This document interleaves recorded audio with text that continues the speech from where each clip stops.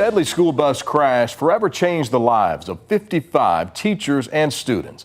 Tonight, for the first time, we hear from a survivor, a school employee left seriously injured along with her daughter 5 weeks ago. In an emotional account, Victoria Limon opens up about her physical and emotional scars and her anger at the man authorities say is responsible. Here's senior reporter Tony Blahetsky. My daughter came running down the stairs. I'm so excited. March 22nd, a day filled with childhood joy. For a lot of these kids, first time on the bus. Hours outside of the classroom. The field trip is a really big deal. Permission slips and making sure everyone has their lunches, and we're doing t-shirts. That ended in seconds in tragedy. I remember their faces. Some of their faces were bloody. They didn't know what to do. There was glass everywhere.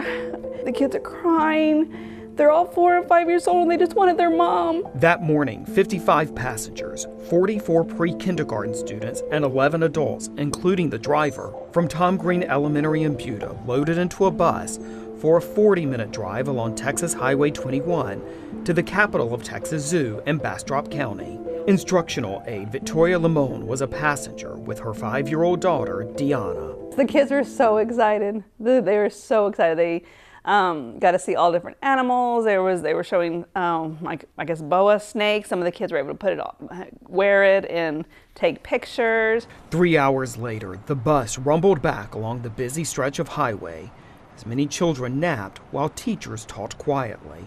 Then Limon, about 4 rows back, noticed a large truck. I can't stop seeing that truck coming at them in what seemed like slow motion.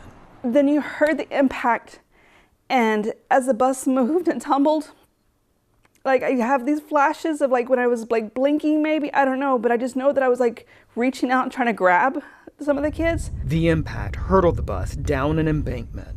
Within moments, bystanders and emergency responders helped pull victims through doors and windows. I saw one of our teachers there, and she was just laying on her side. I didn't even recognize her because of her injuries. Limon stood on the side of the road, tending to the children as best she could. I was looking at this one, and this one, and this one, and Diana, and this one, and this. I just kept rotating. I was like, okay, they're okay. Like, I gotta make sure they're okay because they're like my kids too. As emergency responders triaged patients, Limon went to the hospital in the same ambulance as her daughter. Deanna was bruised all over. These photos taken a few days later.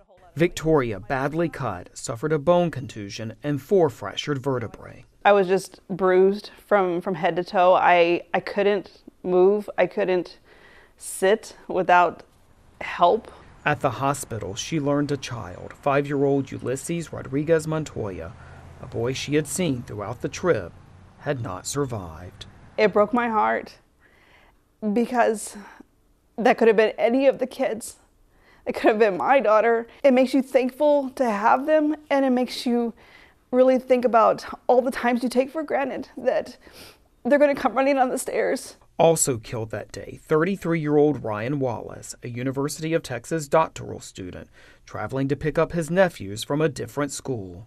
A month and a half later, Limon is angry at the man investigators say was responsible. This person never should have been driving in the first place. 42-year-old Jerry Hernandez, who was behind the wheel of the cement truck, has been charged with criminally negligent homicide. An affidavit says Hernandez told investigators that he smoked marijuana the night before the crash and did a small amount of cocaine in the wee hours the day of the crash.